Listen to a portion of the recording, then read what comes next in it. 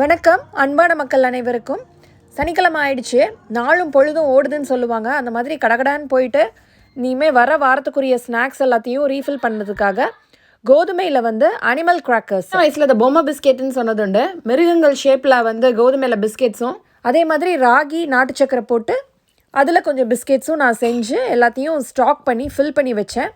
அதை எப்படி பண்ணேன்றதை இந்த வீடியோவில் பார்க்கலாம்.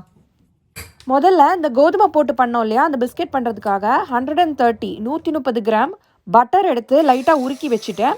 அது கூட 1/4 கப் சர்க்கரை போட்டாச்சு. போட்டு இதை நல்லா சாஃப்டாகிற மாதிரி பீட் பண்ணிட்டேன். கூட 2 டேபிள் ஸ்பூன் ஹனி, தேன், அப்புறமா ஒரு முட்டை இதையும் போட்டுட்டு 1 டீஸ்பூன் வெனிலா எசன்ஸ் போட்டு லைட்டாக மிக்ஸ் பண்ணிவிட்டு பீட்டர் வச்சு ஒரு 3 மினிட்ஸ் நல்லா பீட் பண்ணி இந்த மாதிரி க்ரீமியாகிற மாதிரி எடுத்துட்டேன். இது கை வச்சு விஸ்க் பண்ணலாம், இவ்வளோ சாஃப்டாகணும். அதுக்கப்புறமா 1 கப் கோதுமை மாவு, அதுக்கப்புறம் 1 கப் மைதா மாவு, அது கூட 1 டீஸ்பூன் பேக்கிங் சோடா, கொஞ்சோண்டு உப்பு, இது எல்லாத்தையும் போட்டு லைட்டாக மிக்ஸ் பண்ணிவிட்டு ஏற்கனவே அடித்து வச்சுருந்தோம் இல்லையா, அதோடு சேர்த்து இதையும் ஆட் பண்ணிடலாம்.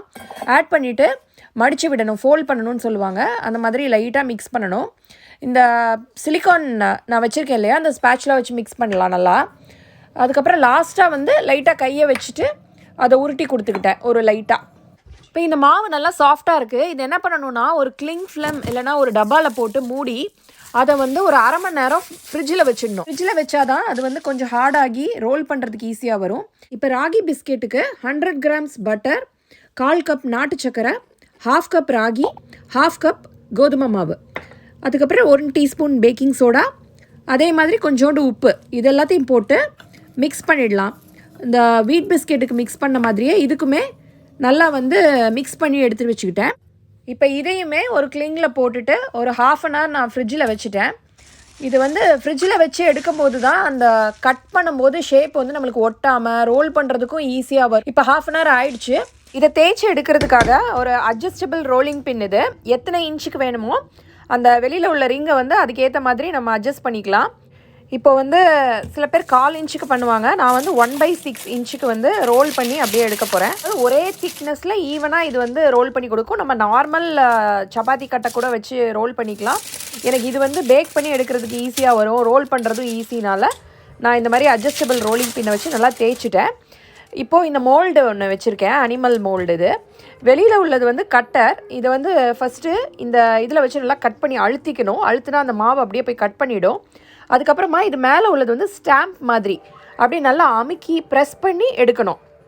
ஃபுல்லாக அழுத்தி கட் பண்ண வேணாம், நல்லா ஸ்டாம்ப் மாதிரி அமுத்திட்டேன். அமுத்தினதுக்கப்புறமா அந்த ஷேப் அப்படியே இதில் பதிஞ்சிருச்சு. வெளியில் உள்ள கட்டரை இப்போ நல்லா கட் பண்ணி எடுத்தானா அந்த டோ அது கூடயே வந்துருச்சு மாவு. இப்போது இதை கையை வச்சு தள்ளினா அந்த ஷேப்பெல்லாம் அழிஞ்சிரும். அதனால் இந்த ஸ்டாம்பை வச்சே லைட்டாக ப்ரெஸ் பண்ணினோன்னா இந்த பிஸ்கெட் அழகாக ஃபார்ம் ஆகி இப்படி விழுந்திருக்கு பாருங்கள் அந்த மாவு. இது ரொம்ப அழகாக இருந்தது இந்த ஷேப்பு. அதை எடுத்து நான் தனியாக ஒரு ட்ரேயில் பார்ச்மெண்ட் பேப்பர், பேக்கிங் ஷீட் போட்டு அது மேலே இதை வச்சுட்டேன். இதே மாதிரியே நிறைய ஷேப்ஸ் இருந்தது அழகழகாக. இதில் எல்லாத்தையுமே வச்சு எடுத்தாச்சு. இதை வைக்கும்போது ஒரே ஒரு விஷயம் தான் நான் பார்த்துட்டேன். என்னென்னா, ரொம்ப கலங்களாக வச்சோம், இடம் விட்டு விட்டு வச்சோன்னா நம்மளுக்கு நிறைய மாவு மிஞ்சும். அதனால் கொஞ்சம் கிட்ட வச்சு எடுத்துக்கிட்டேன். இப்போது இந்த ஷேப்பெல்லாம் எடுத்ததுக்கப்புறமா மிச்ச மாவு இருந்தது இதில், அந்த நடுவில் உள்ள மாவெல்லாம் அதை திருப்பியும் எல்லாத்தையும் சேர்த்து விட்டுட்டு பிசைஞ்சிட்டு திருப்பியும் ரோல் பண்ணி அதில் திருப்பியும் ஷேப்ஸ் வச்சு அந்த மாவு எல்லா மாவும் காலியாகிற வரைக்கும் ஷேப்ஸை கட் பண்ணி எடுத்து ட்ரேயில் நல்லா அடுக்கிட்டேன். இப்போது இதை அடுக்கிட்டு ப்ரீஹீட் பண்ணினேன் அவன் எப்பயுமே 180 டிகிரியில் 10 மினிட்ஸ் ப்ரீஹீட் பண்ணி வச்சுட்டு அதுக்கப்புறமா அந்த ட்ரே எடுத்து உள்ளே போட்டாச்சு. இது ரொம்ப சீக்கிரம் வெந்துடும், அதனால் 180 டிகிரியில் 12 மினிட்ஸ் மட்டும் வச்சேன். இப்போது ராகிக்கும் அதே மாதிரி அந்த மாவு 30 மினிட்ஸ் ஆகிடுச்சு. ஃப்ரிட்ஜிலேருந்து வெளியே எடுத்து அதே 1/6 இன்ச்சஸ்க்கு நல்லா ரோல் பண்ணிட்டேன்.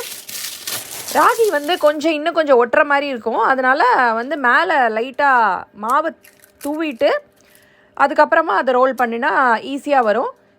இப்போது இந்த கட்டர் இல்லைனாலும் இதே மாவில் லைட்டாக இந்த மாதிரி உருட்டி எடுத்துட்டு அது மேலே ஃபோர்க் வச்சு லைட்டாக லைன்ஸ் க்ரியேட் பண்ணி எடுத்தோன்னா அதுவும் ஒரு நல்லாயிருக்கும். இப்போ இதையுமே நான் எல்லாமே கட் பண்ணி இன்னொரு ட்ரேயில் பேக்கிங் ஷீட் போட்டு அது மேலே அடுக்கி வச்சுட்டேன். முடிக்கிறதுக்குள்ளே நான் முன்னாடியே வச்ச வீட் பிஸ்கெட்லாம் அவனில் ரெடி ஆயிடுச்சு. ரொம்ப அழகாக கிறிஸ்பாக ரெடியாகி வந்திருந்தது. இதை அப்படியே வந்து ஒரு பிளேட்டில் வச்சு கூல் டவுன் பண்ணிட்டேன். இப்போது அடுத்த செட்டுக்கு ராகி பிஸ்கெட்டை அவனில் லோட் பண்ணியாச்சு. 15 மினிட்ஸ்க்கு அப்புறம் இதுவும் ரெடி ஆகிடுச்சு. இதையுமே ஒரு 20-30 மினிட்ஸ் நல்லா கூல் டவுன் பண்ண விட்டுட்டேன் ஒரு பிளேட்டில் அடுக்கி. இப்போ ரெண்டுமே கூல் டவுன் ஆனோன்னா நல்லா கிறிஸ்பியாக சூப்பராக ஆயிடுச்சு. இதை வந்து ஒரு ஜாரில் போட்டு சேவ் பண்ணி வச்சாச்சு. இது வந்து இனி நெக்ஸ்ட் வீக்குக்கு நம்மளுக்கு வந்து சூப்பரான ஒரு ஸ்நாக்ஸ் வீட்லேயே.